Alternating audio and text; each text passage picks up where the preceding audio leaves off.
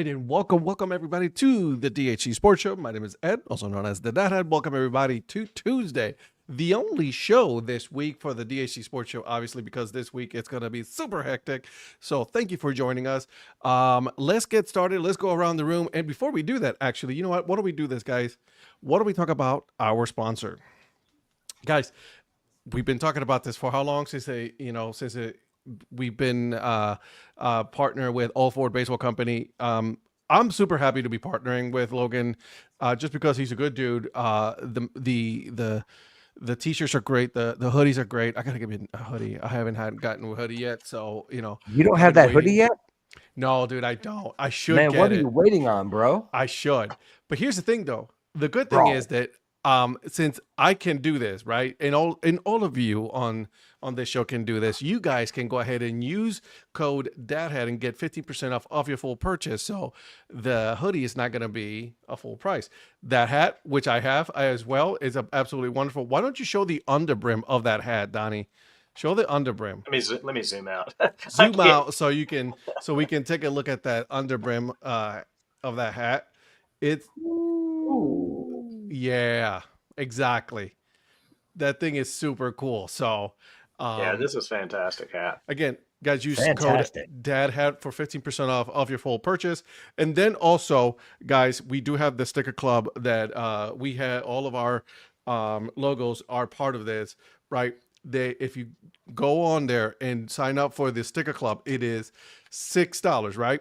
$6 usually, but if you use code DHC, you will get it for $3. Okay, really good material for these stickers, man. I gotta tell you, I want the Hungry Mothers one. I don't have that one. I wish I did. I have that one. The Jesters. Jesters, by the way, that's the Sandlot team that he did some work for, along with the Parakeets, Disco Turkeys. Look at that thing. So again, it is. What's up, Joe? What's up? Happy Canada Day, my friend. Indeed. So there you go, guys. That is our sponsor of the show. Let's go ahead and get started. Let's go around the room. Mr. Prospector, my friend, what are you wearing? What are you drinking? Well, first of all, to my burner account and to everyone in Canada, all Blue Jays fans, happy Canada Day. How about that grand slam from George Springer? Let's go. Good for you. I'm happy for you. Oh, man, I'm telling you what. Joe says, Donnie's sort of sorry for the Jays thumping the Yankees today. And it is also Bobby Bonilla Day, Mike. Yep. Bobby Bonilla Day. Yep. So today, in honor of Canada Day, and again, happy Canada Day to all of our viewers from Canada and to all Canadians everywhere. Around the world. Today, yes, from the world. Today, of course, I am wearing my new Blue Jays hat with Strong Bird on the side from my friends at Topper Store USA. Can we call that a Jose Canseco bird? You what? Can we call that a Jose Canseco bird? Don't tarnish the Strong Bird by calling him Jose I'm just saying. What? Yeah, you know. So, yes, I guess technically that's the right era, but let's call him the Jose Cruz Jr. bird. How about that? 241 average and all. That's right. Yeah. So, and I'm also wearing a Toronto shirt. So, is that the City Connect? It's the City Connect t-shirt from last year. Yeah, it's like the whole sky. Oh, the skyline. I like it. The whole skyline. Yep. I'm talking about the whole skyline, and I don't mean chili. And thank you. Yeah. Oh, you're welcome. And can I just talk about how glorious Virgil's hair is tonight? But anyways, we'll get to that. But anyway, he's going for a Jazz Chisholm look right there. So I'm telling you, no. I don't know if you Jazz heard Chisholm me, but wishes he was Virgil Brooks. True. Right. I don't know if you heard me when I said "What's up," and then did you hear what I called you when I came in? Was it Afro Man? No, Afro Jack. Afro Jack. Okay, I heard the Afro part, but yeah. So what's up, Afro Jack? I'm like, this dude. But we're not gonna go to him just yet. We're not gonna go. We're gonna leave him to the end. All right. Right. Well, yeah, I didn't mean to steal his Afro Thunder, but Wow. Okay, I like it. I dig it. Isn't Anyway. this the Dad Hat Show? Where's hat? Well, just you wait, Mike. Just you wait. yeah, Good we'll things let the come to producers those who speak. wait. Yeah, Good let the things come to producers those who speak. wait. All right, Mr. Mayor. Oh, sorry. What you drinking? Well, because I am a geriatric, as we all know. We know this. Yeah, I'm drinking my Crystal Light. I believe this is the peach one. And just in case I get a little bit more thirsty, I've got a backup. Wait, we just need to skip what he's drinking. I mean, we know what it is. Just not always. It could be clear Gatorade. It could be It could be water. You just never know with me. Prime could make a comeback. You never know. I mean, he just dissed Prime. Well, it's prime time. It comes back, right? So let's not. Let's go. Know. You guys walked straight into that one. So Mike said that you got was a perm gift, today. and I just took it. Ooh, he got a perm today. Donnie, what you wearing? What you drinking, my man? Well, first shout out to Phil. He's working at the Green Jackets on the scoreboard tonight, so he said he's popping in, but he's not staying. So just hey to Phil. Great trip he had as well. It's kind of cool following all the teams he was at, and kind of crisscrossed up there a little bit with where Eric was, but I don't know that they crossed paths too much. But anyway, happy Canada Day. I went with the same hat that whipped up on my Yankees today. Well, the Yanks have got to give the Canadians a win here and there, so we let them have one today.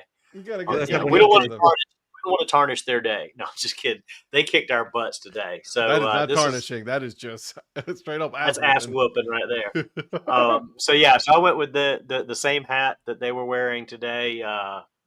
This was actually a Ross pickup a while back. Shirt wise though, I broke out the classic, the Expos for Canada too. So you got to represent the OG Expos there. A little bit of that going on. And I still love the Expos. So do I, man. Bring back the Expos, man. Come on, Major League Baseball. And then another beer from the Canadian Patrick collection.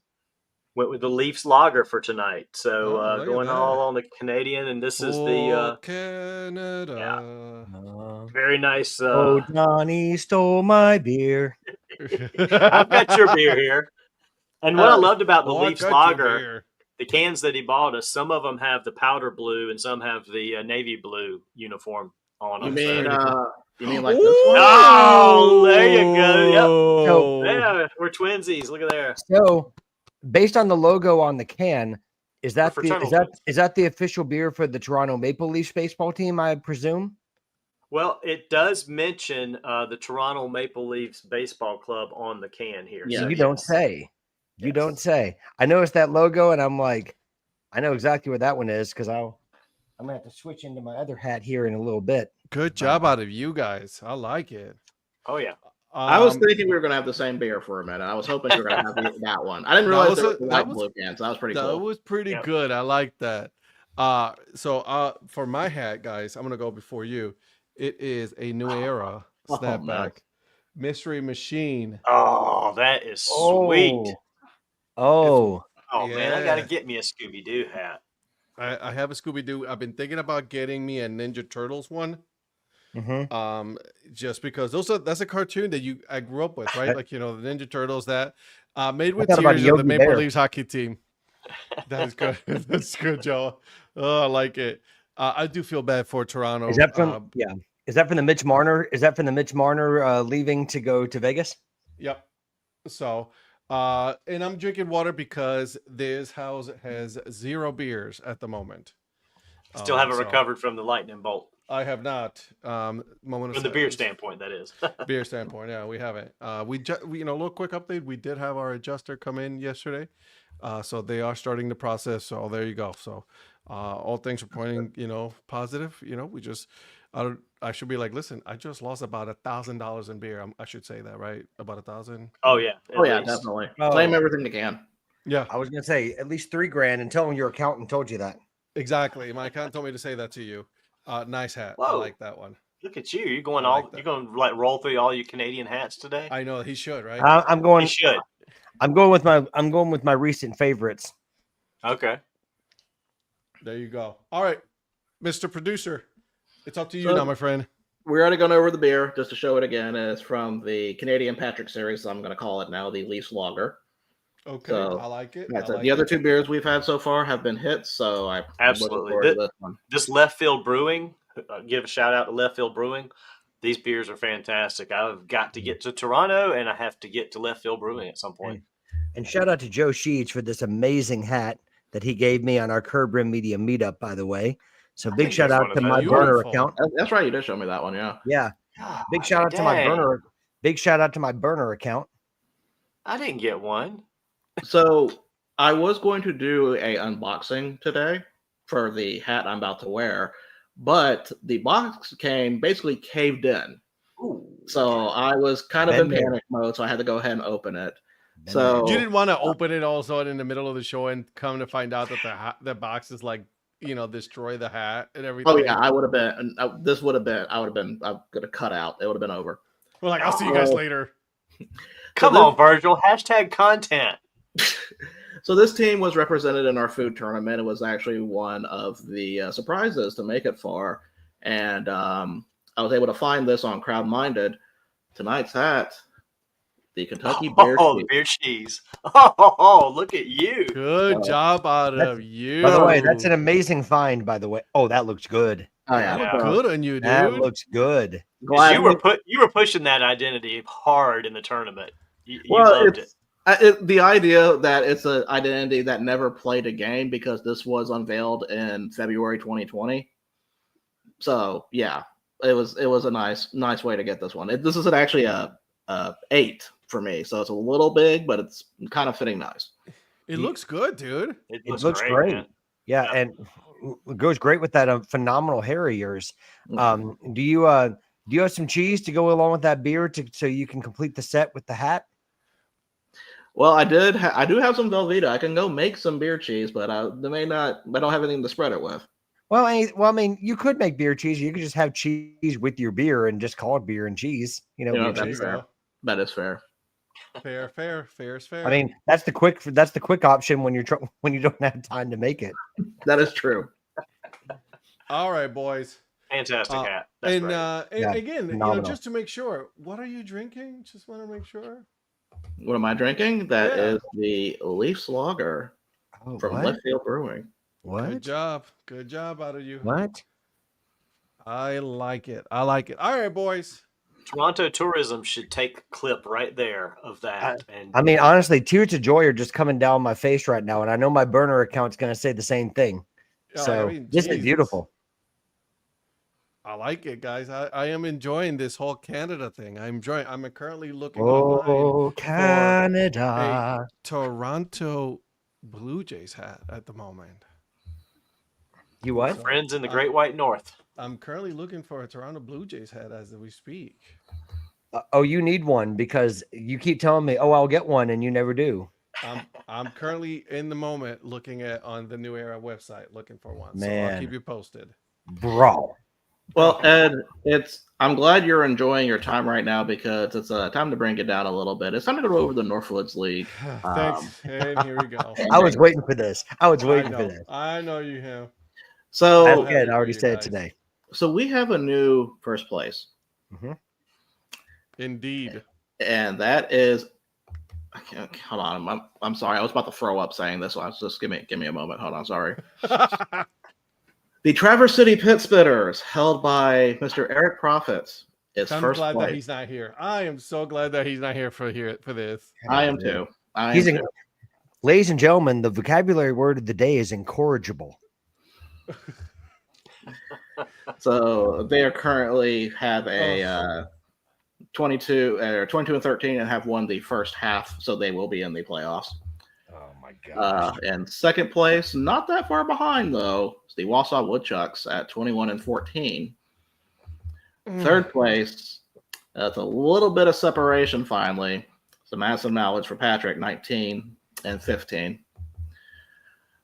Fourth place, the Kalamazoo Growlers at 17 and 18. And last place is the Kenosha Kingfish with Ed, 14 and 21.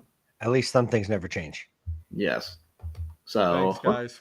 So let's talk about the games currently going on with our team. I got to pick last, and then and still great. Awesome. Well, my Growlers started off hot. Man, They've lost 4 in a row. They're 3-7 in the last 10. Are you hearing excuses? No, I'm giving facts, not excuses. I think it's more Ed about the excuses. It's Yeah. more me than well, you, buddy. So the game that did just go final, the Traverse City Pit Spitters beat the Royal Oak Leprechauns 3-1. talk about a team that's fallen. Top of the 8th, the Madison Mallards are up 6-3 against the Battle Creek Battlejacks.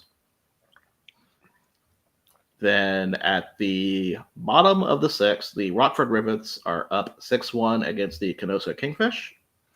It just keeps getting worse. And then battle between two teams here in the crap, I just lost it. There it goes. Top of the 6th, the Kalamazoo Growlers are up 4-3 against the Wausau Woodchucks.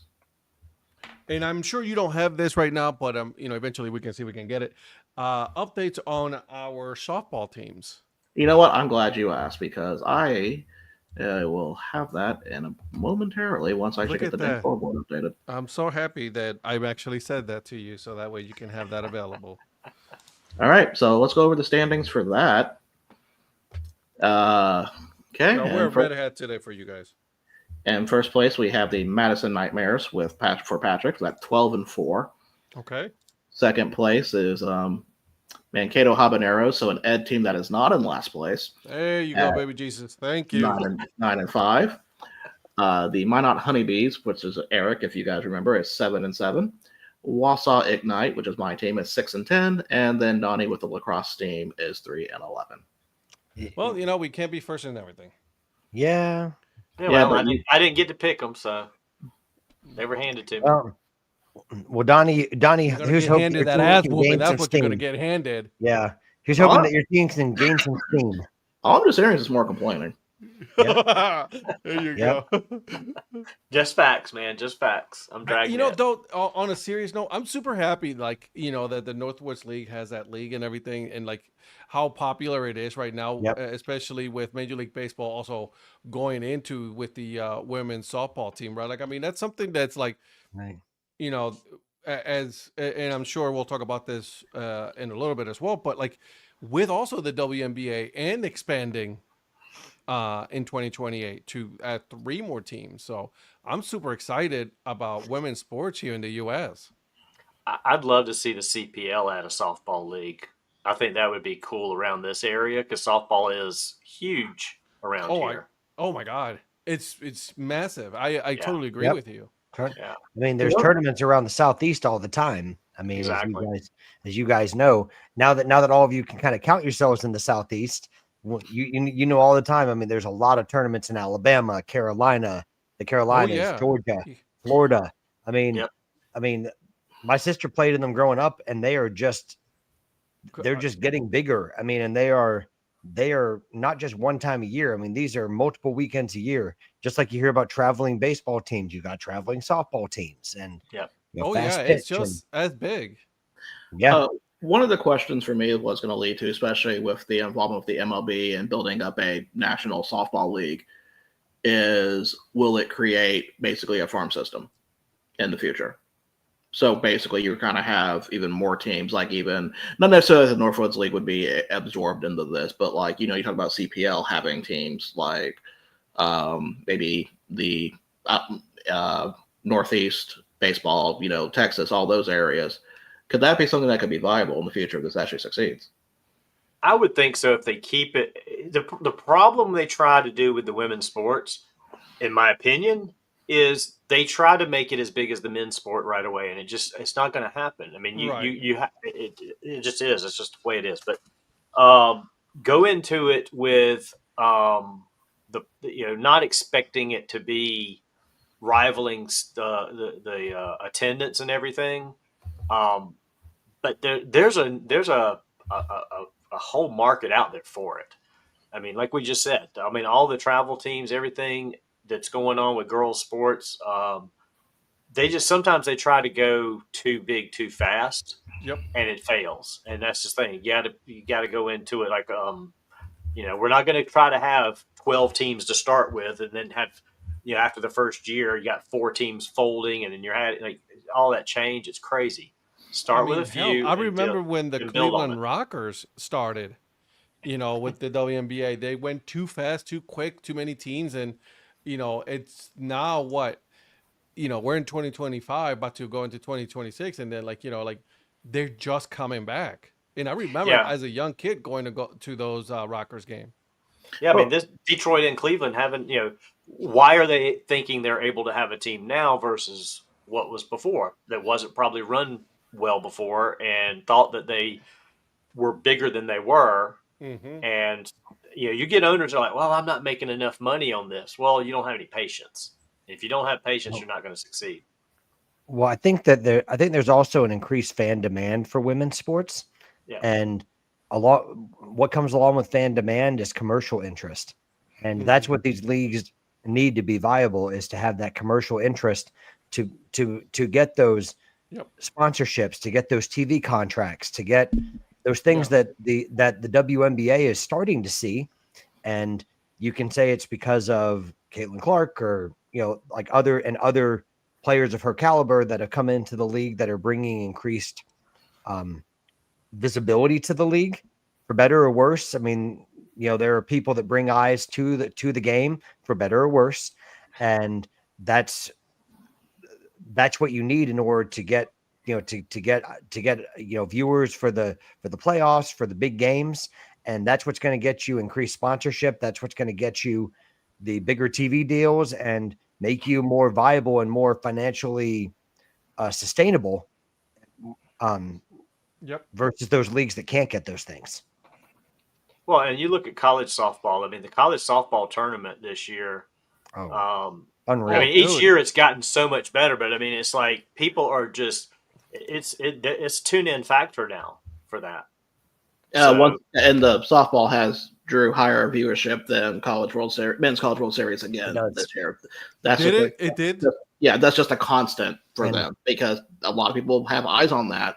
Yep. And really, I think having more availability, because there's never been a level after college that's been like watchable, or you can even find. So with this league in there, that should help with that. I would think. I believe there's a lot of marketable softball you see in college that you don't see again. I agree. Yeah. Well, and even in soccer, it's happening.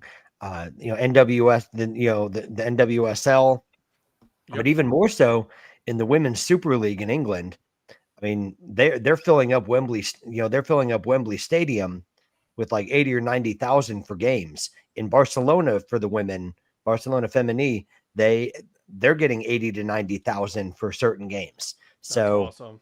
Yeah, I mean, is it every game? No, but when they've gotten the opportunity, they don't usually get to play in bigger grounds either, though. So when they don't get to play in the stadiums that the men's teams generally get to play in, I'll use Chelsea as an example. They don't play at Stamford Bridge every week. They play at Kings Meadow, which is a much smaller venue. But when they've gotten the chance to play at the bigger venue, and like when Barcelona's gotten to play at bigger venues, the fans show up. Yeah, and so it's good. It is. And so I guess my point is that it's not just even in America that women's sports are starting to grow. I mean, you're starting to see that across the world, across the world, in other countries as well. And it's a beautiful thing to see. Well, just like that women's hockey league. I mean, that was some fantastic hockey. I got into watching that, and that's growing. I mean, they're adding teams already in that, but they're not growing too fast. I mean, they're going from 6 to 8, and that's fine. Don't try to jump from 6 to 12. And you're right. I think that's a mistake. You're right. That's a mistake that a lot of leagues do. And perfect example of that. And then just to try it back to men's stuff, right, is all of the spring football leagues that kept popping up where they wanted to do, well, we're going to do 8, 10 teams. It's like, maybe don't do that many teams. Maybe do a handful and then work your way into getting more and more teams, right? And I think on the women's side, right, like they have been very, very strategic about that. And on the Athletes United softball league, right? The fact that they have a great commissioner, right, that's heading that league right now, it's super good for the league. Like, I mean, it speaks volume. I mean, what she did with Miami, right, and then now bringing it into the softball league, I'm super excited for what they're doing in women's softball. I hope they bring it to Atlanta because I would love to go. Yeah, I mean, they got Rosemont, Illinois next, Omaha, Nebraska, Seattle, Washington, Salt Lake City, Utah, Round Rock, Texas, and Tuscaloosa Yeah, right now. the only thing I'm disappointed in is that they didn't come to the Carolinas because they don't have the Yeah, Carolinas on there. and hopefully next year they will, because if they Yeah. do, I'll go and see it for Oh, sure. absolutely. Yeah. I may have to go to Tuscaloosa and bring Virgil with me. I'm a little surprised they didn't put one in Oklahoma City. Yeah. Especially with Oklahoma being such a hotbed of softball with the Sooners and stuff. And guys, and I don't know where it is, but where is usually the women's the NCAA Women's Championship? Oklahoma City. There you go. And then Not Stillwater? No, not in Stillwater. Okay. The closest is Norman, Oklahoma. Norman, Omaha. Yeah, no, that's it, really. So there's that. So very happy for them. Very excited for what they have going on. The WNBA, listen, Cleveland is coming back. Detroit, it's coming back. Philadelphia, right? So those are the expansion teams for the WNBA. By the way, I have also someone that you can definitely add to the hate bracket. My girl talking shit about Cleveland from the Indiana Fever. Cunningham, I saw that, and I was waiting to see if you had something to say about that. Listen, girl. Is that Sophia Cunningham? Yep. Yeah. So, and not to disrespect, because we have a good friend that lives in that area, right in Indiana. But girl, you live in Indiana. You playing in Indiana. Like, ain't nothing going on. It is as flat and as boring as it can get over there. Respect my Colts. Like, I need you to just relax and chill out. I was like, oh, who wants to go to Detroit or Cleveland? First of all, it shows you the lack of like how ignorant she is and the lack of knowledge of those cities right now. Because if you go to those two cities, they are in up and coming cities, and there's a lot going on right now. And by the way, the Browns are about to get a beautiful new stadium.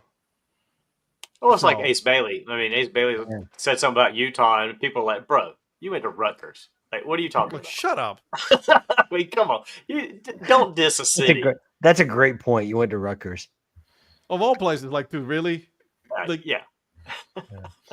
So, I do apologize. I digress. I know I got a little off topic there, but go ahead, Mr. Producer. I know we got a set list that we got to go over. That's okay. You already checked off two things we were going to talk about, so it gives me less time to worry about segues.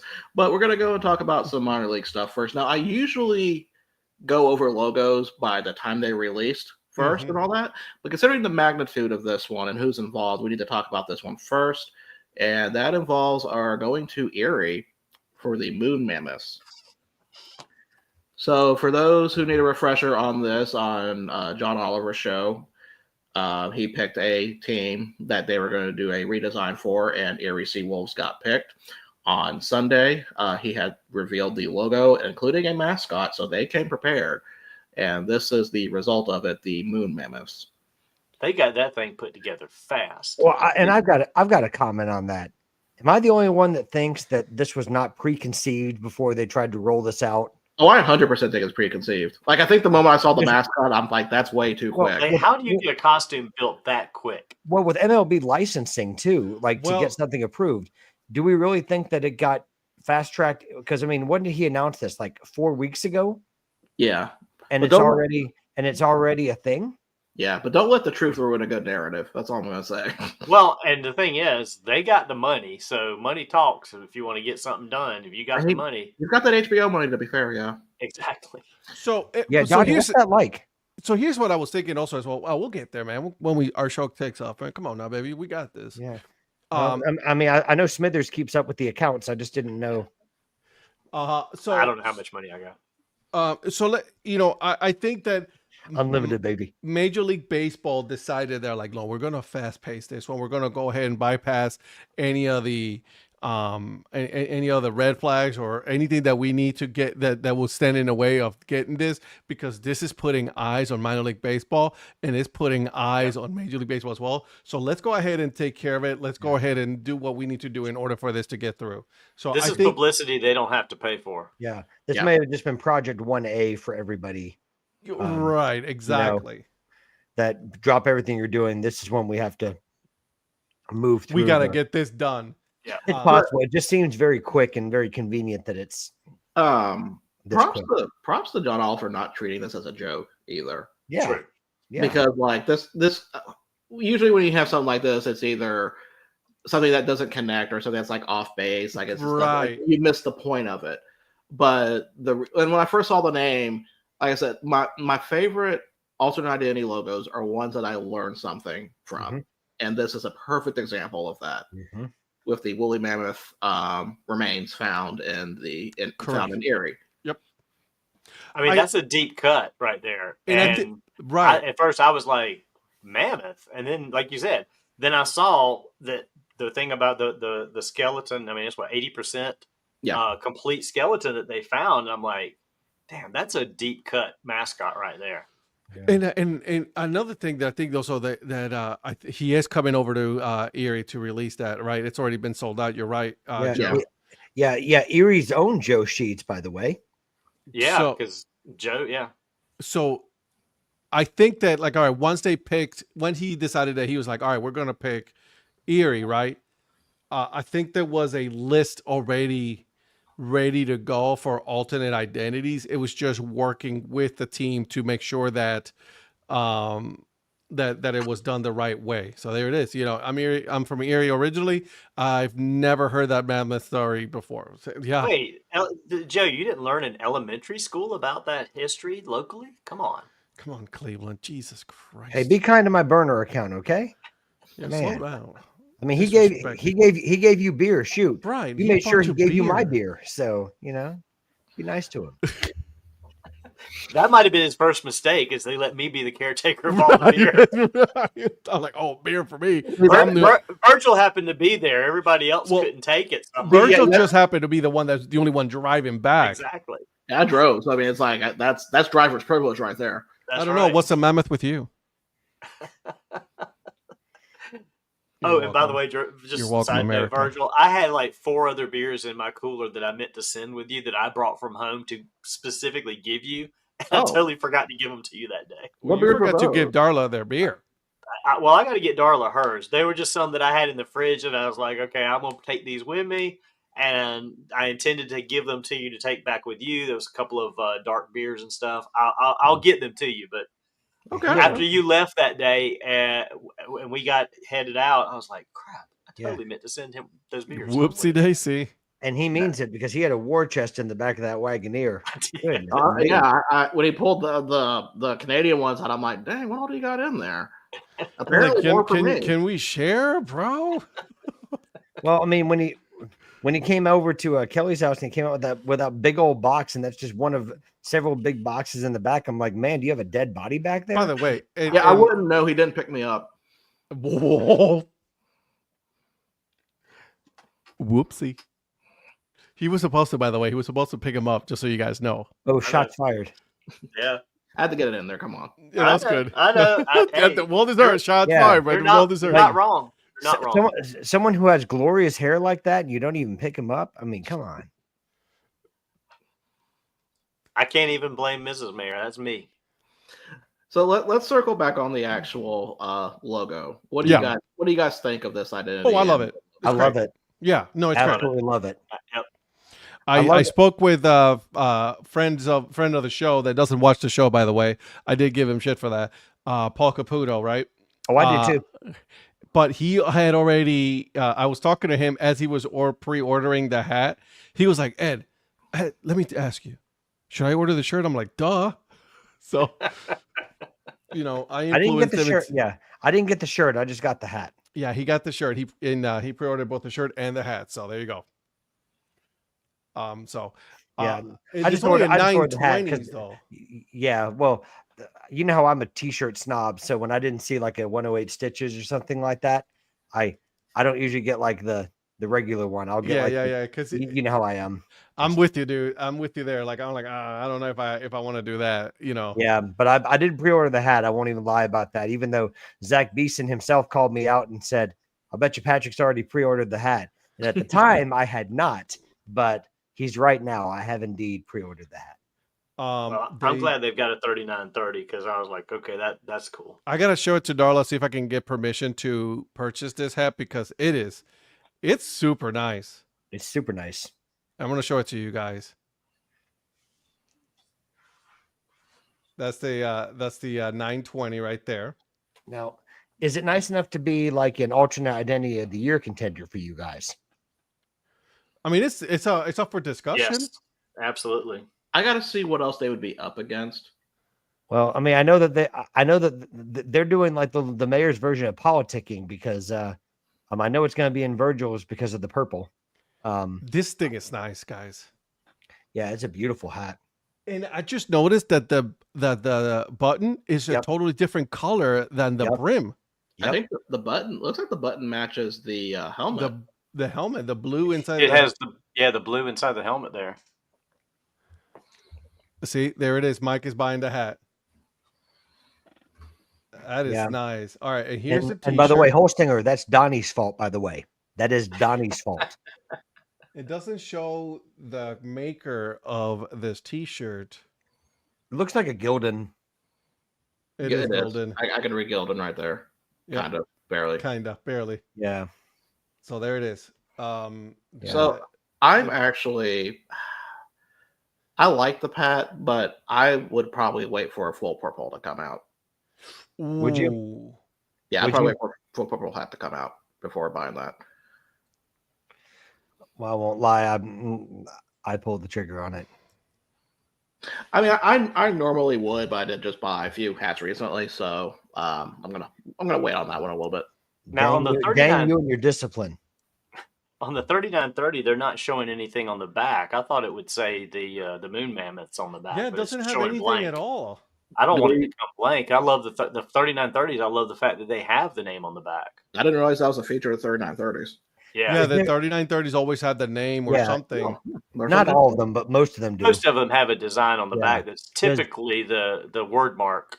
Does the 5950 have the MILB logo on the back? It does. Okay. Now, Holstinger, you can blame Donnie. We all do. I'm blaming John. I'll say this though, that hoodie is super nice. Ed, I swear, if you make an Instagram video about this dang hoodie, it's gonna happen. I'm sorry, bro. Look at that. It's a new era hoodie. I know, bro. Start the Dad Hoodie Chronicles. I love hoodies, dude. I love wearing shorts and hoodies. That's all when I was in Cleveland, that's all I wore. How many You're times? not in Cleveland anymore, man? You go burn your ass up. Yeah. How many times I only wear them during the winter here. Like in the fall and winter, that's all I wear shorts and a hoodie because there's no winter here, really. Yeah. You know what I mean? How many times do I have to tell the story of when you've put up these videos that they've resulted in hoodie purchases for me? I know. I'm sorry. I apologize. But look, they have the purple one in the kids, Mr. Producer. The kids get all the best colors. Yeah, but that's not going to fit me. It's not going to fit any one of us. Sure The hoodie is nice. They got it. Well, they got it in a sweater. Now, okay, never mind. I was going to ask a question about the different color hats, but Ed, that's not going to even apply to you because the gray one's a 940. It's a 940. Yeah. I wouldn't get it in a gray. Yeah, you go for the black anyway. I would go for the black just for they have a purple here. Yeah. 930. But see how it gets lost? The mammoth gets lost in the purple. I agree. Yeah. Even though I would probably buy it in purple because I love the color purple. I am with it. Oh, that's a purple rain. Sorry. I am sorry. I apologize. I don't know where that came from. But with the black, the purple sticks out a little bit, a whole lot better than in the purple. So yeah, I'm a fan. I'll say it. I'm a fan of the moon mammoths. I'm curious if we're going to see other identities from it too, or other logos. My bad. And did you notice how the moon mammoths took over the entire team store? Yeah, the entire branding. Yeah. Okay. See, that's the thing. And we go back to conspiracy theory here. This was pre-planned. In my opinion, it was. Now, I'm not saying they can't put together a whole, branding theme for a store in a few weeks. I'm sure they can, but I have it all done, all the shirts, the t-shirts, the hoodies. Well, the thing for me hats? is that and here's the real thing. Well, they still got 3 weeks before they're going to ship. Well, normally it takes 6 months to do 6 to 10 months to get New Era hats, right? Well, that's true. Yeah. And they say they're going to have them on July 30th to ship. So they don't have them yet, but I find it hard to believe that New Era's production is going to, without it being pre-planned and, in the queue, that that they can have them done that quickly from New Era. Or did Major League went to New Era and be like, I need you to just put this at the top of the list and get this going now. But even so, minor league baseball is not going to outdo Major League Baseball and the NFL. They have a lot, they've got a lot of top tier clients. Now, if you were talking, I agree. Now, if you're talking other brands that minor league baseball works with, like Bim Ritter or something like that, you could have all this stuff in 1 to 2 months, because that's kind of what they do. They do those custom orders. New Era doesn't really do that. So I'm not saying it isn't possible. There's people that know a lot more about New Era than I do in terms of how the production works. But just from what little I know about the New Era production, I just think I find it hard to believe that this wasn't pre-planned to some degree. Yeah. But I like the story that it's not. I love that it's organic, but it's just with how quickly everything's been released. I don't know. It's hard. It's going to be interesting to see what's true and what's not. Yeah. Listen, we'll find out. Yep. We'll find out. Yep. But like you said, money talks. So maybe that is something that, if you pay a premium for it to get it out there, money does talk. So did you guys see anything about who designed the logo? If there was a design, like a design firm? Because it's got another one of those, kind of has a Hanna-Barbera look to it. I have no idea. This is random, but New Era came out with a Yogi Bear hat, and I was like, what? I saw that, yeah. I love Yogi. So we do have some other stuff to go on to, but basically, to follow what Patrick said earlier, nothing is real, everything's a lie. So now we're going to go over to another team. We're going to go to Lexington, actually, Lexington Legends. They have unveiled a new identity, the Kentucky Bourbon Barrels. Which it's Kentucky. I'm surprised there's not as many bourbon ones out there already. So, who was it that released? Well, you've got the Mashers from Louisville. You've got the bootleggers from Bowling Green. So, I mean, it kind of fits in the whole scheme of alternates to that. Lexington Legends. Yeah. Is it just me, or does the Bourbon Barrels logo look just like the Legends logo? Oh yeah, I was gonna make a point of that. It's kind of just almost the same. I'm gonna show you. It's basically that new Legends logo in a barrel. Oh, 100%. And that's not necessarily a bad thing. I think it was done on purpose. I'm sure. I mean, it makes it theirs, right? I mean, it's, you've made an investment. Is this a Studio Simon? I'm presuming. Has to, because he did the Legends, the new Legends. Well, he did specifically this character too. Correct. I do like the jerseys better than the hat. Yeah. In that aspect. Well, and it's nothing against them personally, but the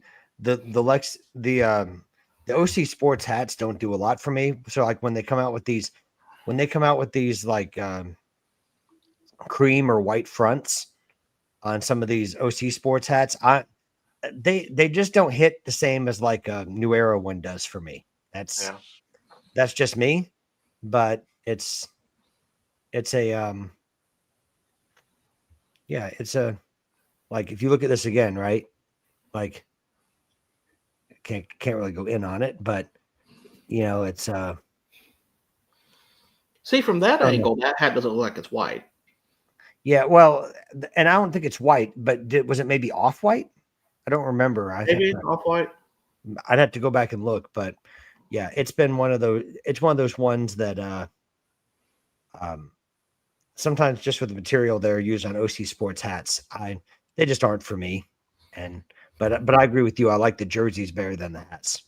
Yeah, I think the jerseys are definitely better on that aspect.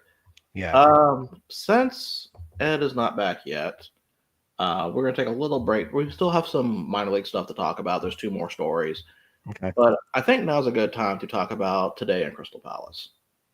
Oh yes. Please go ahead. I mean, since someone here is such a huge supporter these days. So for those who do not know, on Friday we were expecting a big ruling about would they be in the Europa League or not this year.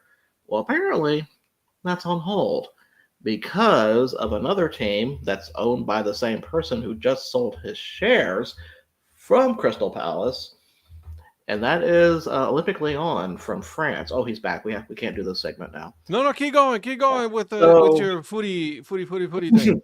So now the whole thing is based on Lyon's appeal.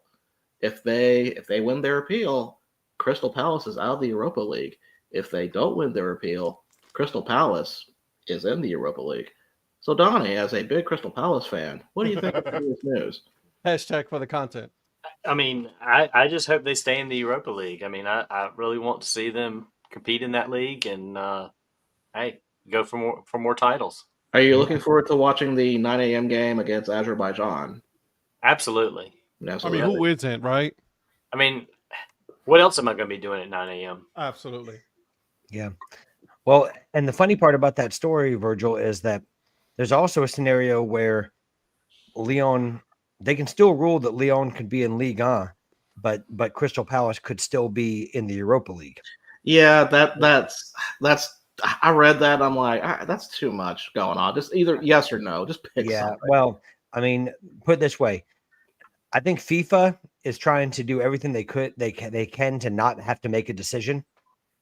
And they're just trying to make it where, well, because this happens, then, we don't have to make a decision and everything just happens. Right. They're trying to avoid making a decision. So that way they don't have to say FIFA did this or FIFA did that. They're trying to stay away from it. Yep. And this allows me to have my fandom of both Crystal Palace and Wrexham because they won't be competing against each other. And yet you trashed Crystal Palace like they were the Biloxi King Cakes. I mean, no, I did not. It's disgraceful. Disgraceful the politics that you've been. I'm gonna get a split kit.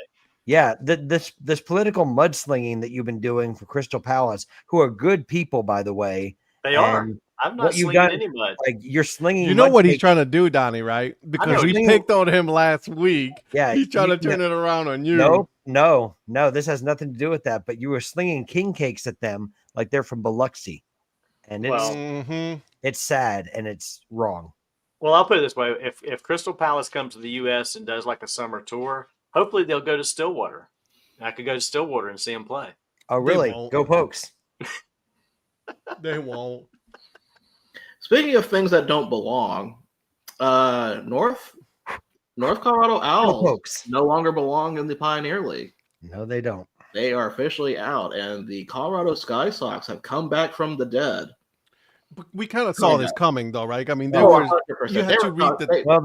talking about this like even before the is it Indy Baseball Dugout or one of the Indy? Indy Baseball Dugout. They have a pod on it. They have a podcast on it. They have been talking about this for months, even before the season started. So correct. This is just the inevitable happening. And technically, the Sky Sox have already been alive, considering they were an alternate identity, right? So to use another soccer term, Virgil, I think the Sky Sox are going to be on loan to the NOCO Owls. From the Vibes. So I'm wondering, is there a loan fee involved in that, or I was literally getting ready to say the same thing. I have learned about loaning. Go ahead.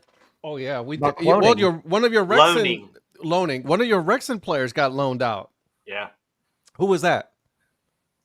The great. He's looking to read it on the website. He's looking to read it on the website. Paul Mullen. Paul Mullen. Yeah, Paul Mullen. Paul Mullen, our great Paul Mullen. Yeah, where did he get loaned to? Oh gosh, the great.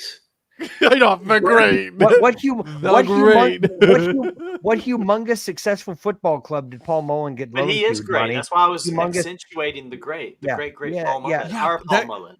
What humongous football club did he get loaned to? It wasn't. It's not a Big Wrexham success. fan, Donnie. Humongous. No, it's Don't help him out, Ed. He's a humongous Wrexham fan. I don't remember the name of it, but I know they're in Manchester because it gets him back closer to England or in England. Well, okay. First off, as an They're in FA Manchester. Cup, as an FA Cup Are they in winner, Manchester? The team No. that he went to? No.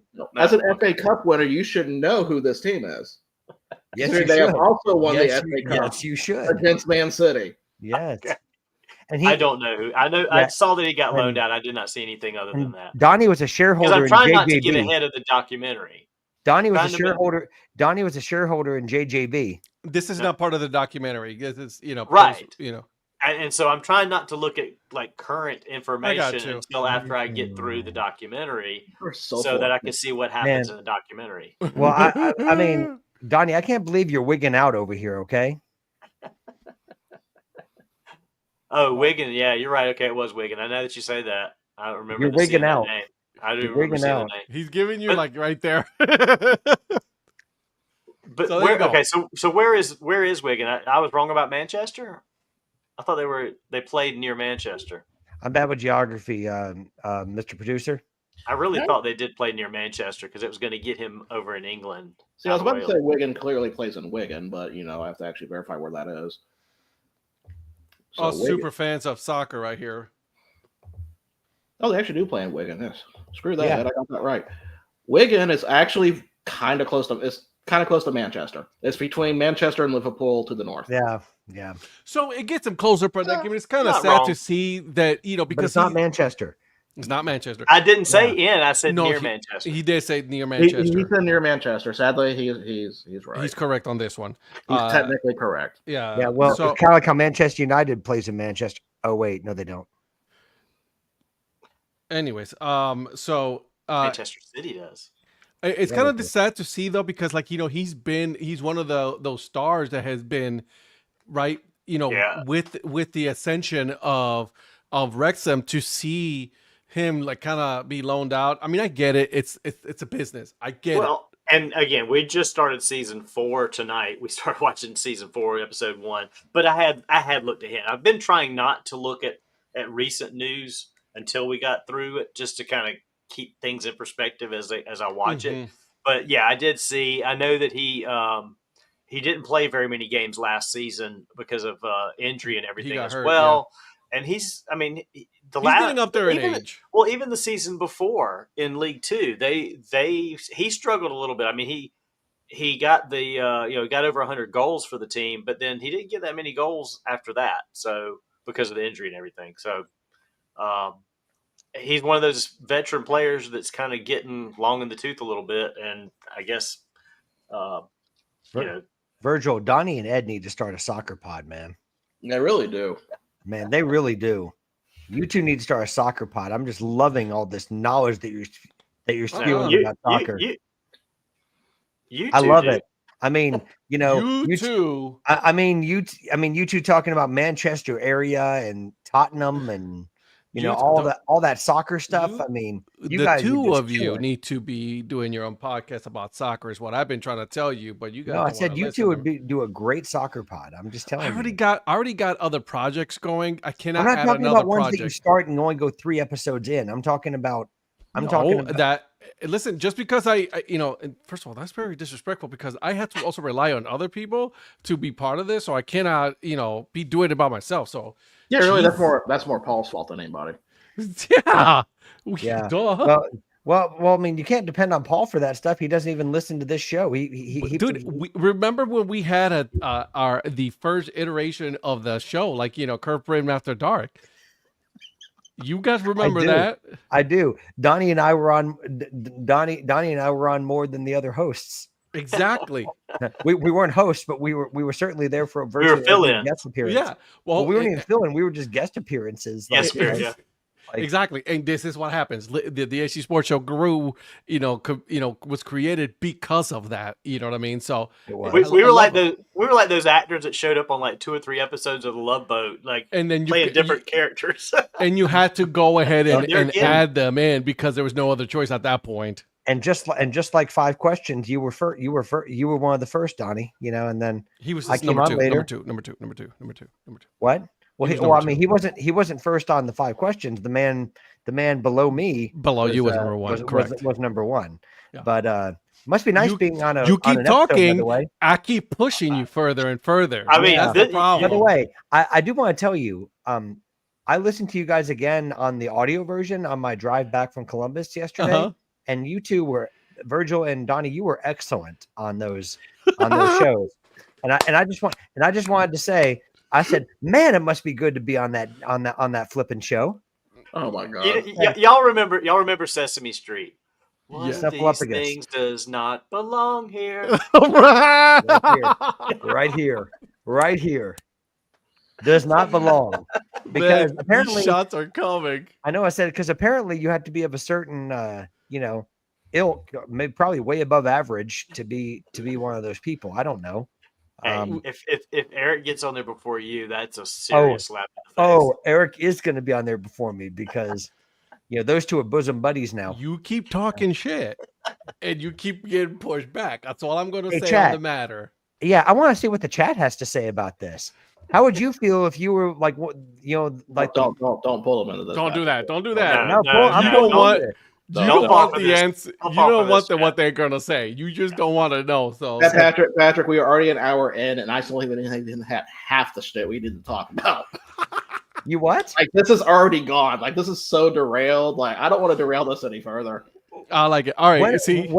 When do we have an episode of this show that doesn't get derailed? And you know what? You're right. I'm always so hopeful that it's not going to be derailed, and then it's like it's gone. Like I've deleted like three. So here's the thing. This list. You already know that this show we will talk about sports. We will talk about minor league baseball. We will talk about all these other stuff. But at the same time, you know how we are, right? We love to banter with each other. So this is part of our show, right? It is in our DNA. Yeah. We got to talk about the Steelers before I go. Okay. You want to talk about the Steelers? We didn't get to real quick. We didn't get to his soccer question about USA men's soccer team. Didn't Canada beat Guatemala? Nope. Guatemala beat Canada. Which, by the way, Jesse Marsh showed his ass in that post-game interview. He sure did. Saying that about players not wanting to be there and all that. You could have just said that red card killed our momentum. That was it. But nah, he was taking shots at the U.S. for players not showing up for the Gold Cup, like Pulisic and I think Robinson, maybe there's a few other ones. Yep. Who's in the semis? Wait, but they kept Pulisic out of it, though. It's not like he didn't want to play it, right? Well, no, there was a difference in philosophy. There's a difference in philosophy. We'll just leave it like that. Yeah. Listen, with new management, you guys wanted the old guy out. And now there's new blood in there, and man, imagine a Spurs fan back in Pochettino. Listen, I'm at this point. I just want to see USA soccer, be successful. It has been dog shit for years. I just want them to succeed. You aren't wrong. I don't even know that successful is the right word. Just be competitive for a little bit. Women's soccer's a lot better than the men's. Jesus, they have been for 20 years. True story. Man, I enjoyed watching that Costa Rica penalty shootout. That was nothing gets your blood going like a good penalty. The penalty shots. Yeah. Oh yeah, like you're just pacing back and forth. I'm with you there. Man, he was willing to play the friendly, but not the Gold Cup. Oh, you know what? Listen, go back to Europe then. Man. Oh, this is a good one. Way to go. That way, by extension, I'm on the show. By extension, my burner account makes the show. I told you not to ask, did you? I told you not to ask. You know what? I wouldn't be mad at my burner account being on the show. I would love that. I would love that. That's an extension. That's an extension of me. At this point, the shtick is going to be that, like, when will Patrick show up on 5 questions? He's already been on. His burner account was on. No, the burner account hasn't been on yet. No, I said, but if this were to come to fruition, my burner account would be on, and then you'd say, there's no reason to have him on because his burner account. True story. That is true story. That is a true story. Yeah. So, all right. This is going to go on longer than Virgil not appearing on the Dad Hat Chronicles. But here we go. That's a question. Now that Virgil's interview has shown up on the Dad Hat Chronicles audio feed, under the official podcast, does that mean No, producer already said that doesn't count. No, because technically I'm part of Baseball Roots. Correct. Which is something a little different. But it's on the but it's underneath the Dad Hat offerings on wherever you find your favorite podcast. Oh, That is also true. And on YouTube as well. But it's not the official podcast. I have some breaking news. Go for it. He was on a friendly, but he wasn't in a match. I just want you guys to realize that there has been a containment breach going on right now. A disease has been spreading. Skyline chili is now available on the West Coast. Gross. Gross. Mike Sellers is celebrating. Mm-hmm. Yeah. It's the nastiest thing there is. And by the way, I know we've been talking about soccer. Can I just make one selfish topic about that and the Club World Cup? About 80. Well, it's not Man City, but that is another one. But shout out Al Hilal for beating Man City. But also shout out to my club Chelsea for playing 86 minutes of football, having like 86 minutes worth of a lightning delay, and then coming back and then in 4 minutes giving up a penalty that was not a penalty, and then playing extra time and still winning 4-1. Come on, you Blues. Okay, tell me how you really feel about Man City. Oh, bro, sorry. Let me put it in Ed terms. Bro, I was all jazzed up. Call out to the coach saying that the U.S. shouldn't be hosting it, though. I mean, that's. Oh, you talking about Enzo Maresca? Yeah, he was. I don't necessarily agree with those comments, but I get his frustration behind. It has not, ignoring the overtones with that, it has really not been marketed well. No, it has not. It has not. Are you surprised? No. Well, I'm not gonna lie. I'm not surprised at all that now it hasn't really been marketed, especially because there's a lot of in the U.S. it's still growing, but the vast majority of the fans are from other parts of the world and not here, and that's why it hasn't really been. And everyone that's calling it out, they can't act like in Europe that there's not been lightning delays. And I remember a game last year in Germany, there was something like that. There was a lightning delay. Now they're calling out that there's been 7 during this competition, but look at the U.S. is a big country when you're having them all around. Yeah, when you're having it all over the parts of the world, of the country, it's gonna happen. It's just Hey, hell, for the God's sakes, the Wimbledon. I'm talking about tennis here. They stopped at 11 o'clock. Are you feeling okay? I'm feeling okay. Just that's the only part that it's just being delayed. That they want to talk about. Man, I thought you were gonna go into is Djokovic the greatest of all time or something? I was like, no, he said the word Wimbledon, and I was like, whoa, wait a minute, what? Are you talking about Wimbledon AFC, or are you talking about Donnie woke up there for a second? I was like, holy smokes, did he just say Wimbledon? I thought I was smelling toast and had a stroke for a minute. All right, well, let's talk about a little NFL, boys. Let's talk about a little NFL. So, as you guys already know, and this is also for Mike. Mike, I don't know how I feel about your team right now. They're going all in on players. I don't know why you want to pick up Jalen Ramsey. If you're telling me that you're trading for Jalen Ramsey 3, 4, 5 years ago, I'll be like, all right, cool. You know what I mean? Jalen Ramsey's still in his prime. Right now, he hasn't been that good. Right. So I don't get it. And Minkah Fitzpatrick, I actually like Minkah Fitzpatrick. That dude can play. So you got rid of Minkah Fitzpatrick and picked up Jalen Ramsey. I don't get that at all. The Dolphins fleeced. The Dolphins fleeced the Steelers in that deal for me. I agree. I mean, was it a like a contract shell game kind of thing they needed to do, or shifting some contract money somewhere? Possible, but it's rare that you see a player for player trade in the NFL, right? And like you said, like I think Jonnu Smith is a good pickup.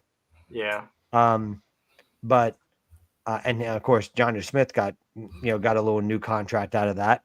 But that do you need? Listen. You got a good wide receiver now, right? Only one. So you need to pick up, you got to figure out what you have at the 2 and 3, right? No. Then you got a tight end, Jonnu Smith. That's not a bad pickup. I get you. No. That offensive line, you got to he's going to have the same issues that he had in New York with the offensive line. The offensive line hasn't been that good for a while now. And I know that from what I understand and from what I'm reading on the news is it was Tomlin who wanted Aaron Rodgers. So, well, what do you think about because the Dolphins have been moving mad, because after they moved Jonnu Smith, then speaking of New York in the Giants version, Darren Waller comes out of retirement to go and sign and releases a new rap video, I'm sure. With and the whole record. He released the whole record. Yeah, well, I mean, he comes out with new music to celebrate his, he's going to Miami to play for the Dolphins. So who wins that trade overall? Like with all the moves, who wins between the Dolphins and the Steelers in the overall? It's yet to be determined. I'll be honest with you. I think it's yet to be determined. Yeah. You traded like for like, in my opinion, at that point for Jalen Ramsey and Minka. Yeah. I still like Minka better than Jalen. And then getting rid of Smith and bringing in Waller is almost a wash a little bit. Correct. As well, because Waller was basically retired. He had some good. He's had some great games behind him, but he's not been great all the time. Yeah. Smith's had some ups and downs as well. I mean, he had a good year last year, but he hasn't always had good years. So yeah, I know he has because he killed me on your fantasy team, Mr. Miller. That's true. Yeah, he balled out. He did ball out on my team. I did not see what Raheem Mostert said, Mike. What did he say?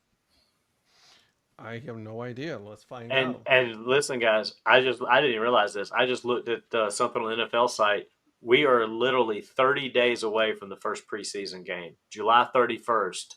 Chargers Lions. 30 days NFL starts. Are you lying? He called out Raheem Mostert called out the Miami Dolphins for the handling of his release and treatment of other players. Wow. Yeah. So it is. Am I wrong, or isn't Raheem Mostert still a Dolphin, or did he get released, or did he sign somewhere else? He got released. Because that's strong words if you're still a member of the Dolphins. Yeah, I don't remember. No, he created the handling of his release and the treatment of other players. So he went to. That's right. He went to the Raiders. That's right. Okay. So I with the Steelers, here's my issue because right now, and I can't take credit for this because it said it reported for the Pittsburgh Gazette said it that like they have not had a legitimately number one quarterback since Roethlisberger. And if you're bringing in Aaron Rodgers, who has been a much better quarterback that since Roethlisberger. Mason Rudolph, go Pokes. Get the hell out of here. You walked right into that, Ed. Like, what are you thinking? I knew he was going to say that. Anyways, moving on from that stupid comment. So what Aaron with bringing Aaron Rodgers in, right? You're just delaying yet another year of you getting another quarterback. At this point, listen, I understand what Tomlin, getting, like the losing record, not getting any of that. Dude, you got to rebuild. Yeah. You're just patching up holes just to finish, 9-8 or whatever. And then, not get the chances of you getting a top tier quarterback in the draft because you're down in the draft order. Well, I told this to Mike yesterday. He called me about something work related and we were talking and, I told him, I said, this feels to me like what the Rams did when the Rams decided to go all in and brought in all these players. Yeah, they are like, no, we're in for this year. Tomlin, I think, is all in for this year. Whatever it takes, he's gonna. He's not worried about next year. He's worried about this season, and he wants to try to go win a championship. And I mean, Rodgers didn't play bad with the Jets. He just didn't succeed because the Jets were so bad. So I think he wasn't that good either. He wasn't that good. You look at his stats; they weren't horrible. They really weren't horrible stats. They weren't great. They weren't great because he had a bad team. But for the level of how bad was bad too. But he was partly to blame for that bad team. he was definitely to blame for that. He's the one that picked that team, and then decided to blame everybody else except for himself for the lack of Mike wins. said, hold up. I think Mike's about to come back with something too because he's saying, hold up. Yeah. Yeah. Are you about to defend Aaron Rodgers, Mike? Well, let's let Virgil decide that based on this one right here. So, Singer, I got you, man. I just don't know. That's my thing. I don't know. Okay, so let's say Aaron Rodgers gets you a win or two more than what you did last year. Are you really telling me that this team is actually better than the Bills or Kansas City? Okay, so let's. I've got Mr. Producer's bringing up the stats. I got the comparisons of the stats right here. So we're gonna go over passing stats, and then I'll show you the big difference why it's a problem. Completions, Rodgers has more at 368 than Allen. How many attempts? Glad you said that. 483 for Allen, 584 for Rodgers, so about 100 more. Yards, Rodgers, only by 100 yards.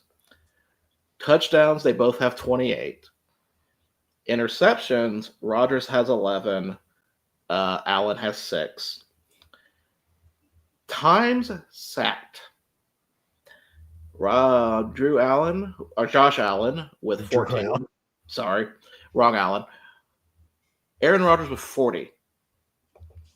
I mean, that's how bad his line was. I mean, that's not all. Also, how many yards did Allen run? Rushing. There's a whole other thing about rushing. Let's talk about this for a minute. Allen had 102 attempts at 531 yards, 12 touchdowns, 6 yards with 20 plus. And then Rodgers had 22 attempts with 107 yards, no touchdowns. I rest my case. Thank you. I rest my case. Don't compare Allen, who is on an MVP level, season, to Aaron Rodgers, who is no, don't. No. And also, let's congratulations, you got him at the Steelers. I hope you guys go 9-8, and you guys don't get another quarterback for another year.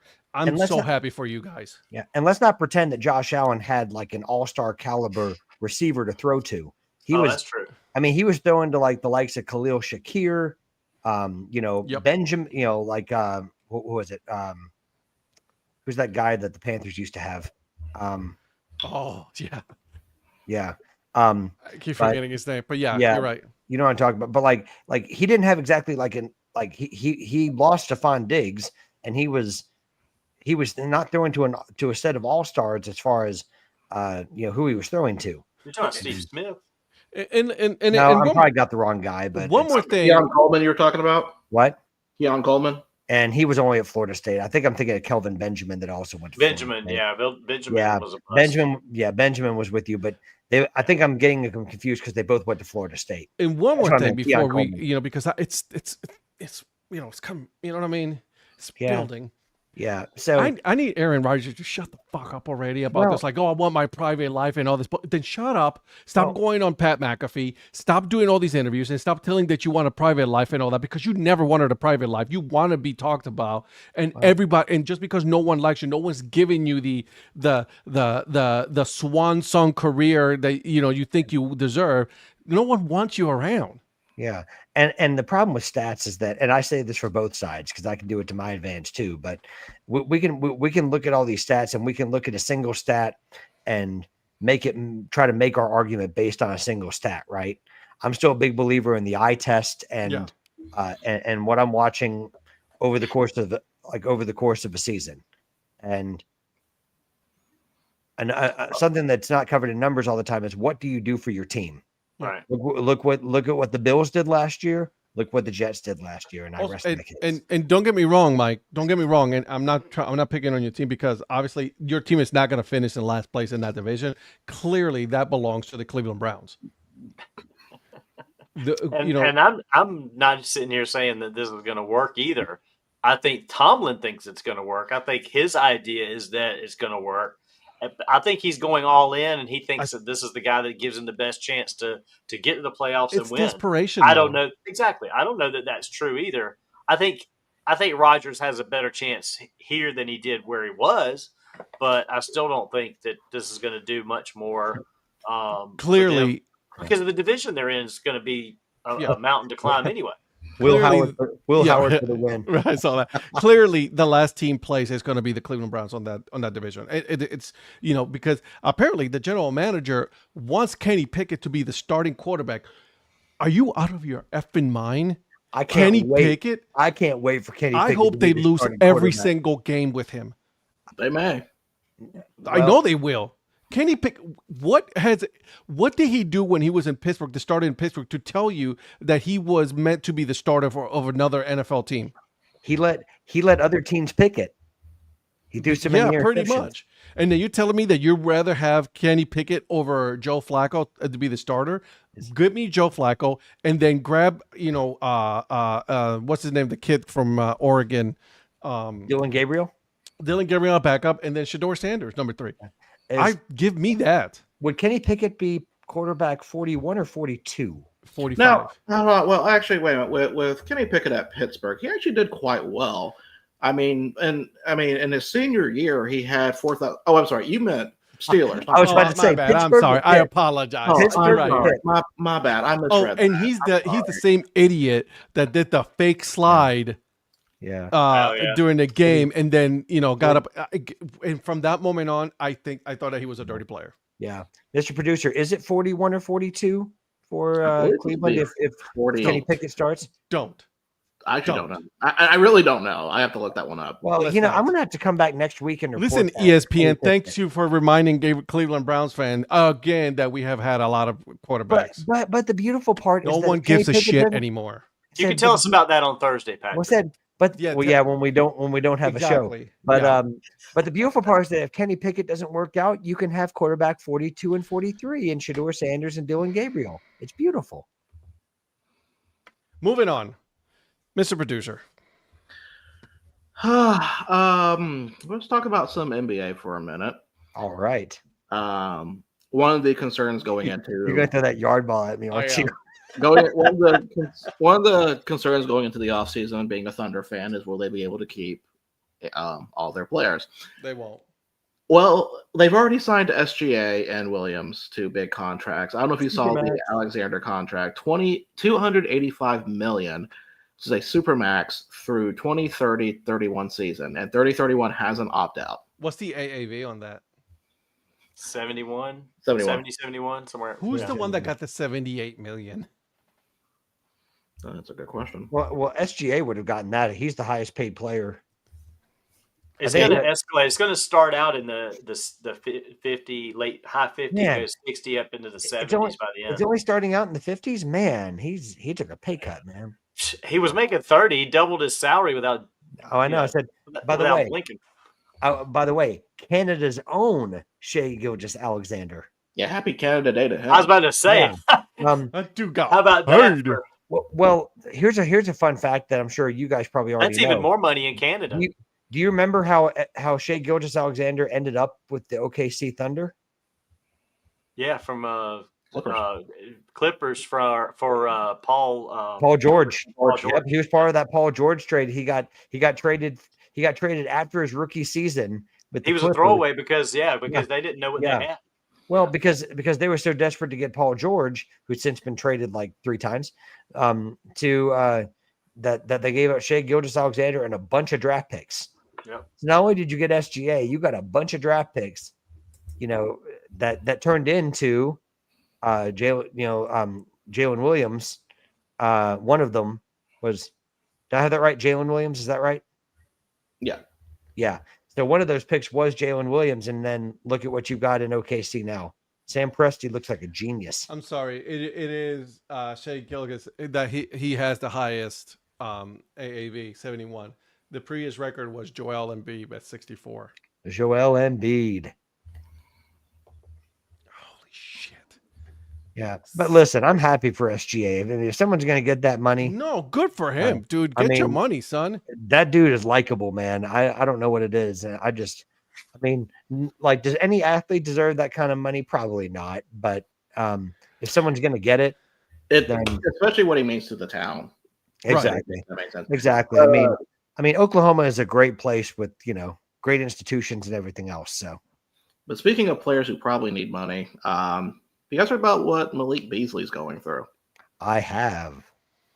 He is under federal investigation for gambling. For his own fault. Good for Yeah. him. And something about an advance that he received that he did not pay back. Yes. $600K, if I remember right. We'll go with 600. It's around 600. I've seen different numbers. We'll just go with 600 for this. Yeah, it's somewhere around 600K or more. And it's like, man. Good for him. Idiot. Yeah. But gambling is you can't. If you're a player, baseball player, you're an NBA player, hockey player, you cannot gamble. You know this already. Yeah. Well, do you feel? Well, this is a question I've been wanting to ask for a while, though. Do you feel it's a double standard? Yes. That yes, you have leagues promoting betting, but players cannot bet. Yes. I mean, I understand why players cannot bet. Yes. But at the same time, it's like, why would you even have that happen? Oh, I think it's a double standard. 100%. And honestly, this is not a personal attack on anybody that gambles, but the problem I have with gambling and promoting it, like with ESPN Bet and everything else, is it's an unintentional consequence of it happening. Is now all these athletes are getting all these personal threats. And because if a bet doesn't go your way, or you put a parlay on something that doesn't go your way, these people are sending put a parlay. That's a tricky thing, man. You know what I mean? Because you got to hit everything. Yeah, but well, if it's a parlay, if it's a simple bet, whatever it is, like betting of any sort, when it doesn't go your way, people who may be more aggressive than others, whatever it is, however you do it's how you do it. But it's not everybody. So let me preface this by saying it's not everybody. But there are select people that are in this betting culture that you've seen athletes more and more doing these posts on Instagram saying, here are the death threats that my family and I got this week. Yep. Right. That's unacceptable. Yeah. That's disgusting. Yeah, I think the league should have avoided any direct. They're not going to, though. You know how much money they're making because of that? Yeah. You know how much money ESPN, hell, you guys remember when ESPN came out, right? And then they were like, we'll give you this much money for you to sign up once you play your first bet. I almost did it, but I'm like, nah, you know what? I'm going to stay clear of that. Well, if you watch Get Up on ESPN in the morning, there's always an ESPN bet segment on almost every part. If you watch even in English sport, if you listen to Talk Sport, they have literally segments talking about what the odds are for the boxing or for soccer. I mean, you bet on, is someone going to be wearing purple or pink? Like there's just like, we talk about with like the Super Bowl, what's the coin flip going to be? Yeah. All these things. I have no problem with people that bet, and I'm not saying these companies are sitting there saying, that their hope is that someone is going to come out and put death threats on people who are playing the games. Yeah. But with no controls on it, and with the social media being what it is, it's a shame that there's athletes out there who are just playing the game. They can't bet themselves, getting death threats because they have a pitcher has a bad game, right? Has a bad outing, or a basketball player misses a shot, or a football player misses a key pass that cost his team the game. I mean, or a guy misses a field goal or gets a punt blocked, like something that can happen in any way, shape, or form. And now we're having to hear about people who are getting, it's not new for people to get, attacked online, but when you're going after people's families and you're going after their loved ones and you're putting their addresses out there on social media. What it is. They're degenerate people. Simple as that. Call it by what it is. Well, I'll say what it is. It's disgusting. And shame on anyone out there that does it. And if you hear this and you do those things, shame on you. And I repeat, it's not everybody that does it. I'm not meaning to castigate this on everyone that bets, because there are people who place bets and do it harmlessly and are good natured about it. But for every one of those, there's people who give everyone who gambles a bad name because of the disgusting things we see out there. And I just hate that humans treat other humans like that. Yep. So, but yeah. Good for them. Didn't mean to go on a tangent, even though I did. But go ahead, Mr. Producer. Yeah. Well, how about Dame Lillard? I was just about to say the Bucks. Yeah, but the dude's getting paid, so he'll be fine. Dude's getting paid to sit Yeah. home and rehab, and Yeah. they're stretching that out. So he's going to get his $113 million over Listen. 5 more years. Well, I was going to say, I'll take that Achilles heel all day long. Yeah. Yeah, I mean, I'm not surprised by that. Although I heard I can't say his name all the time. Giannis? Greek Freak's not happy about that. No, but what do you think of the other move the Bucks made? Oh, the Miles Turner one. Turner, yeah. I mean, I think that'll be pretty positive for them. Well, I mean, am I wrong in saying, and Mr. Producer, please correct me if I'm wrong on this, didn't they waive Dame Lillard so they could make the Miles Turner move? Yes. yes. Yeah. So you take a guy that's not going to be able to compete for you for the foreseeable future, and you get a guy in there who... Yeah, because Dame's not going to be back for a year anyway. So. Right, Well, that's so- what I mean. So they tried to trade. They were trying to trade Dame Lillard, but no one wanted it. Yeah. Like, there was no, like, well, of course you don't want, like he's injured. Like you know, like the they'll Heat. force you to eat the contract, release him, and then they'll be like, all right, we'll go ahead and pick him up after he's done, rehabbing. Yeah. Were they trying to get Pat Riley to bite since the Heat couldn't get anybody else? True story. Well, the thing is, Dame's going to end up in a better situation because one, he'll be able to pick where he goes. He'll have his money and he'll be healthy. And how Well, about nobody wants to go to Miami now with with what's his name, and that's what we were talking about this the last time. Yeah. How How about the Hawks making moves? it's an interesting. I like what they're Time doing. they did something. Yeah, well, I love the moves that they're making. I mean, they're not not all of them are blockbuster moves. I mean, I guess Porzingis you could say is, but I like some of the under the radar moves the Hawks are making. Yeah, I feel like with the Hawks, they really don't need a blockbuster move. They just need the pieces. Because Yeah. they've already got the star player. And right. But I mean, Trae Young is doing the selling, marketing to get players in, and he's getting in guys that have been role players in other cities, and he's bringing them in for a little bit more of a, defined role. And how about Cleveland getting Lonzo Ball? I mean, come on. I mean, Cleveland's balling out, man. Woo, baby. How exciting. Yeah. Yay. And Lonzo Ball may be QB 45 for the Browns. You never know. We're not talking about football. Drop it already. So moving on to college football, we have there's a new addition to the Pac-12, Texas State. So here are the teams for football, and then I'll add the basketball one later on. So we've got Oregon State, Okay. Washington State, Okay. Boise State, Utah State, Colorado State, San Diego State, Fresno State, and now Texas State. That's and a in lot of state. basketball, we have Gonzaga State. That's a lot of state. Gonzaga State. So the reason why I do want to talk about this is two reasons. One, how do you guys feel about that as a football conference? Because I do watch kind of like Mountain West teams. Yeah, so do I. And I actually think it's a pretty solid conference. Texas State is no joke. That's actually Yeah. pretty. Yeah, it's probably a little. It's like a notch up, Mountain West version. Yeah, I wouldn't say so. It's like, Well, go ahead.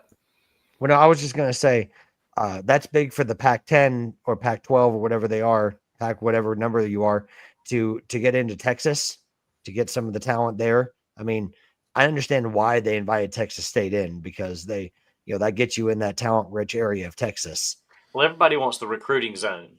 For So sure. if you can recruit you get a team there, you can recruit better there. At least that's the thought. In the crazy world we're in. I think they're crazy if they stay with the Pac-12. I think if they go back to the Pac-10 name, that's to me is even better. I doubt they will because they've got the Pac-12 now and they want as many teams as they can get. Yeah, just stay with the Pac. Just stay Pac. But to me, the baller move would be like, you know what? We're the new Pac-10 because everybody hated when they went to Pac-12. Football-wise, aren't they the Pac-9? Well, yeah, but there's 8 teams right now. Stop putting numbers. Just the Pac. Yeah. That's it. I kind of agree with the just dropping the numbers, but in basketball, of course, they did at Gonzaga, which is a major pickup for them. Gonzaga State. Yeah. Sorry, Gonzaga State. So that leaves 9 teams. Bulldogs. There is rumors of a 10th team being added, which is the St. Mary's State Gales. Mm-hmm. So St. Mary's? St. Mary's, because they're St. Mary's State. St. Mary's State. There we go. Thank you. Thank you. But because like St. Mary's and Gonzaga, they're internal conference rivals. I feel like you can't have one without the other. And then you keep the rivalry going. Yes. Yeah. Well, and that's a great rivalry. I love that one. And looking at the map, I thought about this. I know it's not possible, but I thought about this with the map when they added Texas. There's like this glaring hole of New Mexico and Arizona. And I was like, okay, well, if they just add New Mexico State and Arizona State and connect all of those states together, they can be the Pac State Conference. Don't. Man. No, it doesn't work like that. Stop. Wow. You were better off saying the Pac-Sun Conference so they could, have a sponsorship with the sunglasses company. Actually, that's a clothing company. Whatever. I only see sunglasses from them. Hey, don't mess up. I used to shop at Pac-Sun back in my day, okay? I'm not knocking them. I'm just saying what I know. I believe that. Pacific Sunwear. Yeah, I believe that you just shopped at Pac-Sun. I can totally see that. More, I was a Pac-Sun, Abercrombie, and American Eagle. See, I can totally see that on all fronts. All right. So Pac-Sun, son. That is all we really have for this week. There is MLB Future Leagues roster. We can leave that for later. We may save that for next Tuesday. Yeah. But I did pose a question last Thursday that I do want to see if we have time to go over. And I'll do one video. That is moments. We basically have to censor this video too. That is the best moment. The best moments are significant sports moments that you guys saw in person live.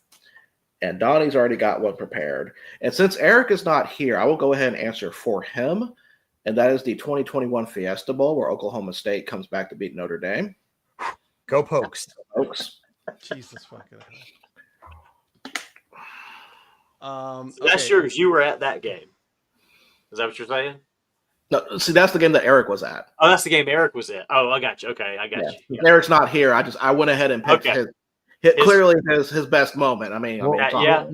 Well, he submitted that, right? So, Donnie, do you want to set up the? I want to do the last one because it's so good. You want to save it for last? No. I'm gonna put it on, but it's so good. But you gotta play them both in con. One is as a self point of view because I just had my phone going. I didn't know what I was going to record, but my friend Clark was recording the actual play and then turned to me. But yeah, this is mine is the 2017 national championship game in Tampa, and which was the 2016 championship title. For Clemson over Alabama after many, many years. I mean, I was a kid when we won in 81, and that's kind of when I became a Clemson fan. My Uncle Ted, I watched the 81 championship game with my Uncle Ted. Here's what I want to point out, by the way, Donnie. And, yeah. Look at this lady right here. Oh, yeah, she couldn't watch. That's the thing. There were so many people up there. Some of them were like, they couldn't watch because this was down. I mean, this play was make or break this game.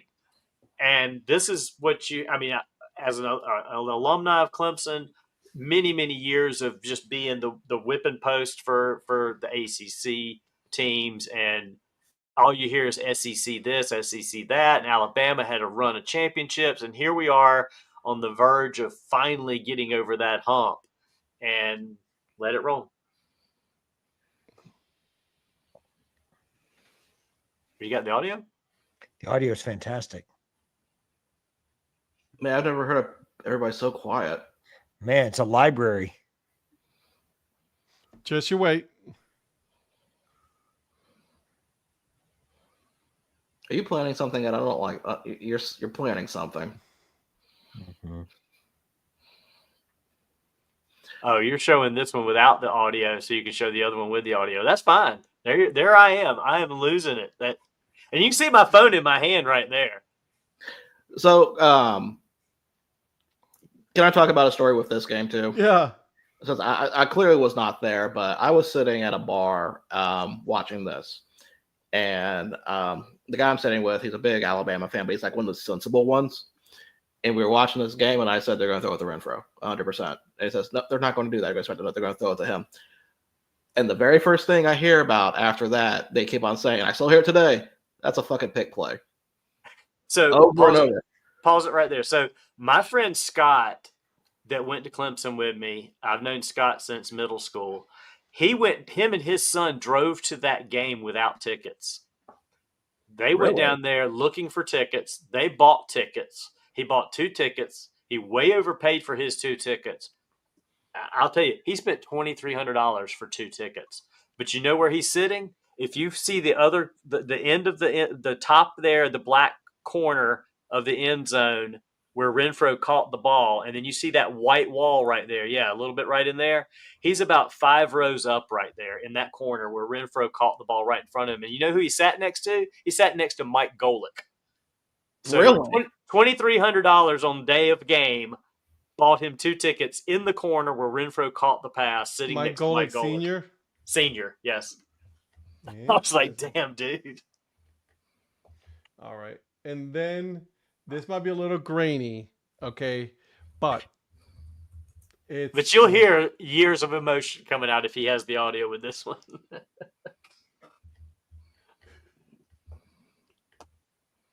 I'm sorry, this is too good.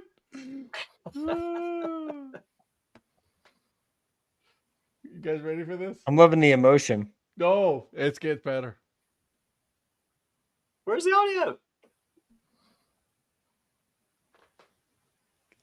Can anybody hear it? No. Nobody can hear it, Ed. You can't hear it? No, we couldn't hear the audio on the first one. No, we couldn't hear it on the first one. I tried. It's with audio. Oh. I'm sure it's great. I mean, I'm sure it's hilarious. You should have heard. This is why we test things out. But no, wait a minute. It was working with audio before we went on. It was working. Yeah. Yeah, it was. Yeah. Is there a way to watch this video with audio? I'll send it to you. Okay. I texted it to Ed, but yeah. I tested it with the producer here. I was going to say, he had to have heard it to know that it was foul language. So yeah. I want to see it. I can't really recreate it, but I will say, we fucking did it. We fucking did it. It was so good. It was so good. So you guys he'll send it to you guys so he can send it. But yes, thank you for sending that. That's great. That was good. It's a good moment. Well, and as I told you guys before, a friend of mine's wife said that she wished her husband would one day see something like that elicited that kind of emotion out of him, because she's like, that was the coolest thing. I wish I'm waiting for that day for me. Yeah. I'm waiting for that day for the Cleveland Guardians. Hell, bring the Cleveland Indians. I think they have better luck as the Cleveland Indians, getting to the World Series in 2016. I got to ask Virgil and Patrick something real quick. I don't know. Do y'all, with Ed, with that shirt he's wearing underneath there, does he look like John Travolta from Saturday Night Fever, with the jacket open? It looks like he's got chains on, necklace, and chest hair and everything. Yes. Nope. I thought he was going shirtless the entire episode. Occasionally, I would glance over and be like, "Why is he looking like he's walking down the street with his shirt open?" And Saturday Night Fever. I thought maybe he owned a Cuban-inspired Miami nightclub or something. Yeah. No head. Well, I thought it was Grease Lightning or something like that. Going on. Listen, this is my comfy. It's my comfy T-shirt, bro. When you get home, you want to get comfortable. You know what I'm saying? And I thought you got really comfortable by showing off that chest or something like that. I don't know. No, nothing. I got a T-shirt on and my. Well, now he's sitting there going like, "Bruh, this is what 40-30 a.m. in the gym gets you." Showing off with showing off with the tattoo sleeve and then no shirt underneath. This is what we do, man. That's bro. what I was gonna say. That's what I do. That's what I do, bruh. So hey, when you listen to that video, did you have those earbuds in? I bet you when you plugged those in, that's what it did. It was no. No? Okay. It was loud as fuck though, man. Jesus, that was. If you were listening to it just now, you were hearing it through the earbuds. But anyway. Anywho, Patrick, Ed, what about you guys? As far as moment, I got to go back to 2016, that home run by Davis, against Chapman. Rajai Davis. Rajai Davis. That was one of the best, coolest moments I've experienced in my life. That he man, I think just like if the rain would have held, we would have won that game. If the rain would have held, and then of course it didn't, and they tried to play. Cleveland was trying to play. Chicago was like, no, let's take a break. And they were delaying it. I remember that. So it was a cool moment. It's bittersweet, but yeah, it was a cool moment to experience. Also experienced that inside the park home run in person. Yeah, I've got one of those. Those are fun to Yeah, watch. I got That one was of to those too. end the game too. Oh wow, Oh, that's that's even better. That was with Cleveland. Me and Darla were at that game. I believe it's against your Blue Jays. Oh God, what is his name? He's a pitcher now in the Cleveland organization. Oh my God, what is his name now? I'm gonna look for it. But yeah, he hit it inside the park home run. It was awesome. Patrick, always looking it up. What about you? Now, is this meant to be in person, or is this meant to be in person? In person. For me, it'd be 2018 when Atlanta United won the MLS Cup. Let's see, that's a good one. I forgot they won the cup. Yeah. So just being at home for the, and just kind of seeing a team that was still relatively new at the time. And I think that was our third year. And we finally won MLS Cup, and especially after the year before when we lost on PKs in the playoffs to the Columbus Crew, and coming back and having a team that wins the championship. That was amazing. I have other moments in mind too that were not in person, but as far as in person, that's probably the most euphoric feeling I've had at in person at a sporting event. Yeah, Ron and I had a couple of playoff games this year with the Checkers, and I was so looking forward to them getting to a Game 7 in Charlotte, because I think that would have been the most recent thing to rival this that I showed here. Because each step they were taking, getting closer to that championship, and ultimately not winning it. We weren't there when they lost Game 6 because we were on the road back from Chicago. But yeah, if they would have won that game and they'd have gone to a 7 and won it in 7, I think it would have been similarly outstanding and crazy for us. I can't remember his name now. I'm kind of mad. Which guy was it again that you said, Ed? He was an outfielder, and now he's in the minors now, becoming a pitcher. Oh. And he played for the Blue Jays? No, he played for Cleveland. But he's with the Blue Jays now? No, he's with us. The game was against the Blue Jays. Oh, it was against the Blue Jays. That's right. Because I was going to say Joey Gallo is in the minors becoming a pitcher. No, not Joey Gallo. So for me, there's two things I want to talk about. One I've already talked about a little bit a while ago, but this one was not like, it was a good game, but it was like not the best game. But I saw a game that, because of the outcome of it, changed a rule in college football and added the 10-second runoff. Mm-hmm. That was the 2010 Music City Bowl between Tennessee and North Carolina.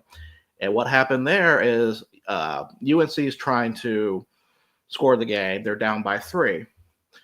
And they have a miscommunication that causes the clock to run off.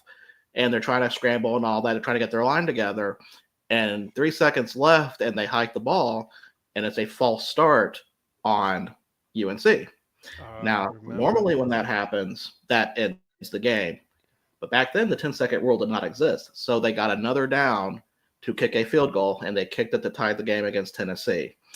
And I have never seen so many Jim Beam bottles thrown on the field. And I wish I was exaggerating that, but I have witnesses on that too. And then North Carolina goes to wins that game. And that's one that's always stuck with me, just for the complete insanity of what's happened with that, and then B, the the aftermath of it, that game, what changed in college football for that. But the best moment for me, and I talked about this last time when we talked about why I became Teams of Fans, it will always be 2001 Bedlam for me. And it's not a national thing. It's a completely regional. For someone who's been part of the Oklahoma State rivalry with my family, that is probably one of the biggest games. And I did send a YouTube click video. I don't know if it'll actually load or not, or if that's going to pull it up. But it's the last minute of that game with the touchdown catch that has Rashad Woods got that beats Oklahoma 16-13. Third-rate Oklahoma 16-13. Give me a second. I'm working on it. And by the way, it's Tyler Naquin. Oh, okay. He is now a pitcher.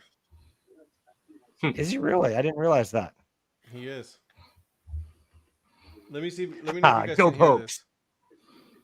this. Shotgun.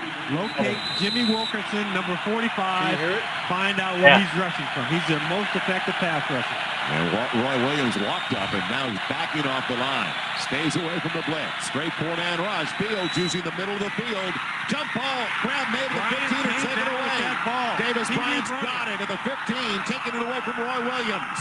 What a grab. Over the back of Superman and came down with that football. That is a tremendous effort. This ball is thrown up for grabs down the middle. Roy Williams is thinking, this is coming straight in my hands. And you can hear the heartbeat of every Sooner fan in the stadium. First and 10. Ball down to the 14. Burrow. And that is Les Miles, head coach, by the way. I was just going to say. Fields. Cade, corner. Rashawn Woods. Touchdown, Oklahoma State. Pulled it on Barrett straight. Woods coming down with it. So, yeah, I was in the end zone where that touchdown happened. And I still remember a lot of the words I heard from the OU fans during that time. Man, That's pretty cool. Wow. And then something else. Pokes. And then also add to this, and also when I do my scorekeeping podcast, it will actually be part of it. The quarterback on that team was Josh Fields. He is actually recorded on my scorebook as one of the first players I've seen when I was at my first game recorded when he was with the Birmingham Barons. Oh, wow. That's impressive. Yeah. Hey, Patrick. Mm-hmm. Mike has a question for you. What's that? How many MLS Cups do Atlanta United have, Patrick? Yeah, definitely not 4. The Columbus Crew are the bane of my existence. I've seen them. I've seen the last 2 when they won the last 2. I've seen them. It was really good. And you want to know the bad part is I can't even hate them. You can't. Like they're a classy organization. I can't say anything. You know who owns them? I know who owns them. You know who owns the Clippers? The same guy that owns the Cleveland Browns. Mm-hmm. Yeah, the Cleveland Jimmy Haslam. I have some breaking news for a minute. Oh God, here we go. Norfolk's league score went final. The Wausau Woodchucks have walked it off against the Kalamazoo Growlers. Oh my gosh, 7-7. Donnie, why can't your team keep hold of a flipping lead?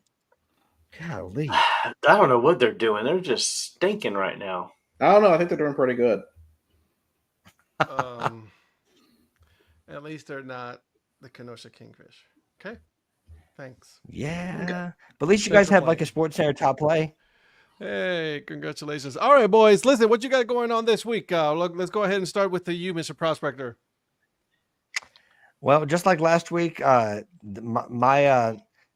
mystery team this week is to be determined. So Thursday, you need to find out who's going to be on there. But if you tune into my page on either Instagram at MLB Hat History or Twitter at Pat Larson1, you will find out who's being featured this week.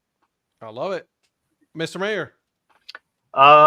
We've got Fireflies games Friday, or just Friday. We're not going Saturday game because we got friends in town for the 4th of July.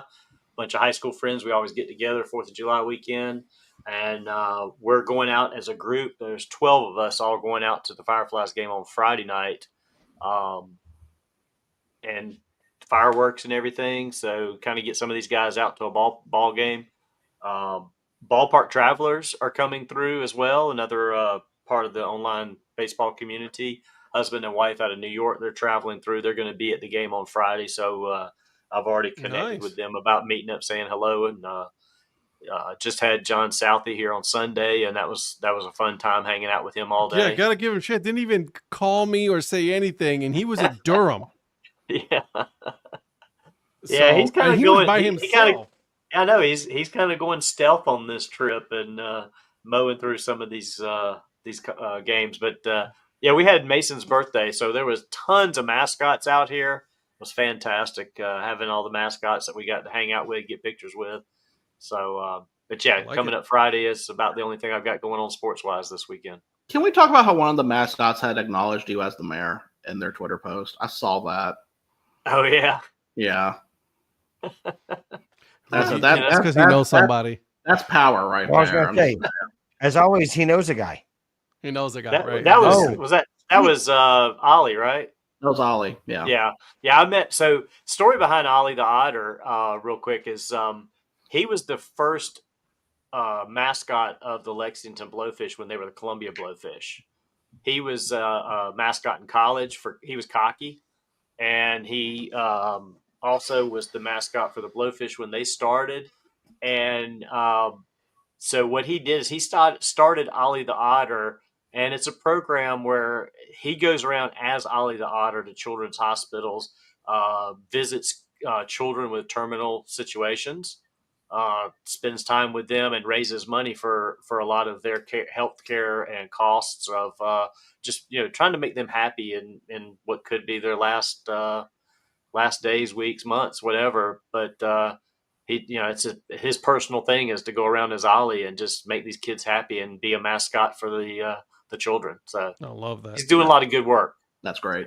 He's a cool dude. I got to meet him at the Blowfish game last year, and he follows me and I follow him and keep up with what he's doing around town. Yeah.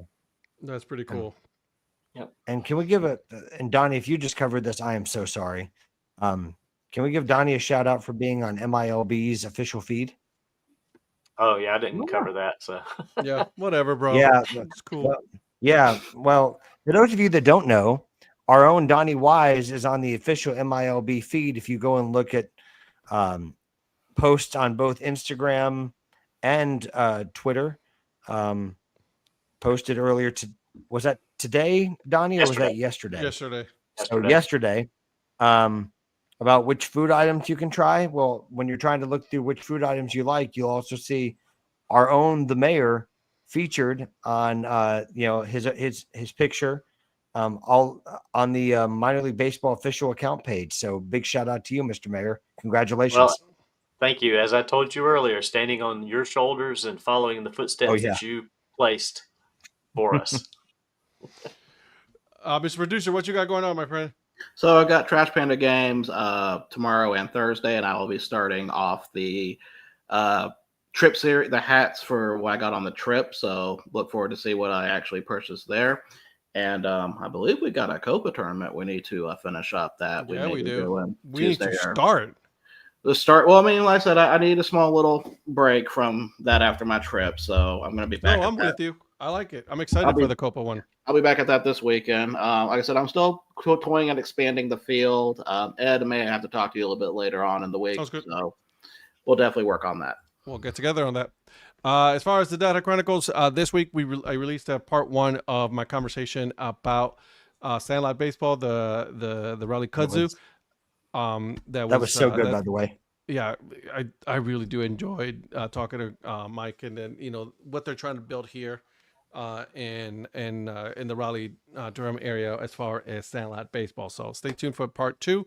After that, there will be a episode of 5 Questions or Baseball Roots, whichever one you want to go with. I haven't decided yet. So there it is.